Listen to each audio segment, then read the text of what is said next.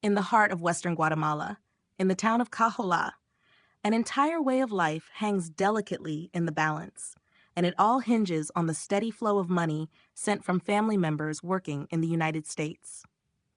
Welcome to In the Know News, where we bring you deeper insights into the stories shaping our world. Today, we explore a developing proposal from House Republicans that could shake the foundations of economies like Cajola, where remittances, the funds sent by migrant workers to their home countries, are not just supplemental income, but the very backbone of daily survival. Take the story of Israel Vale, a 53-year-old shop owner whose two-story white home and small family-run food business were made possible solely by the hard-earned dollars his 3 children send home from the U.S., where they live and work without legal documentation. In Cajola and many towns like it, remittances are a lifeline. As Vale puts it simply, people here, they don't live luxuriously, but they live off remittances. Without them, families would face crushing poverty and communities would begin to unravel. Despite this economic reality, House Republicans, backed by President Donald Trump, have included in a major legislative priority a 5% excise tax on remittance transfers from non-citizens. This includes green card holders and people on temporary work visas like H-1B and H-2A, potentially affecting over 40 million residents in the United States. U.S. citizens would be exempt from the tax. Trump also announced plans to finalize a presidential memorandum to shut down remittances from undocumented individuals entirely. While specifics are unclear, the implications are causing concern across international borders. Mexican President Claudia Sheinbaum has pushed back firmly, warning that taxing or restricting remittances would not only hurt families in Mexico, but also damage the U.S. economy.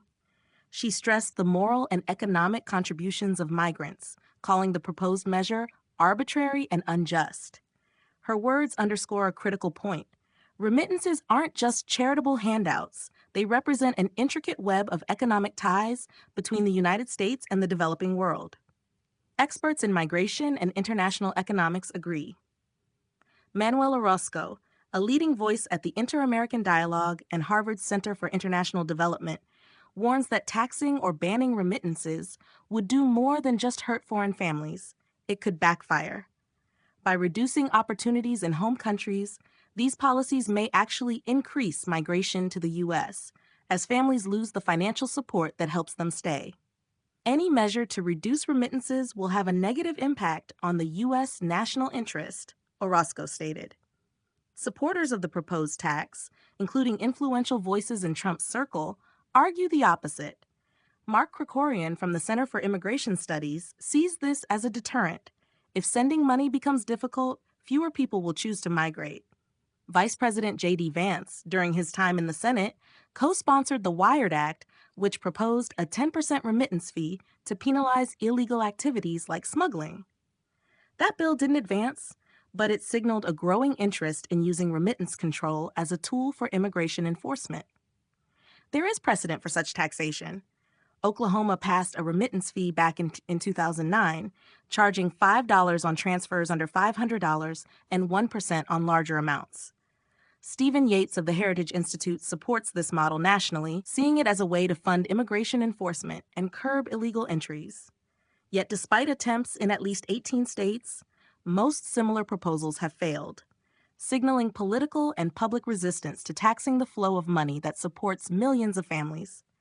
Globally, remittances are massive in scale, totaling approximately $656 billion in 2023. According to the World Bank, Mexican migrants alone sent a record $63.3 billion that year. These funds are not just for groceries or rent. They pay for education, healthcare, and in many cases, small businesses like the one runs in Cajola. And while the funds are often transferred via wire services instead of banks, their impact is deeply rooted in communities around the world. From rural Guatemala to urban centers in India and China, the top recipients of global remittance flows. If this proposed tax or Trump's pending memorandum is implemented, experts like Orozco foresee a rise in informal channels for sending money, less traceable, more prone to abuse, and outside the scope of U.S. regulation.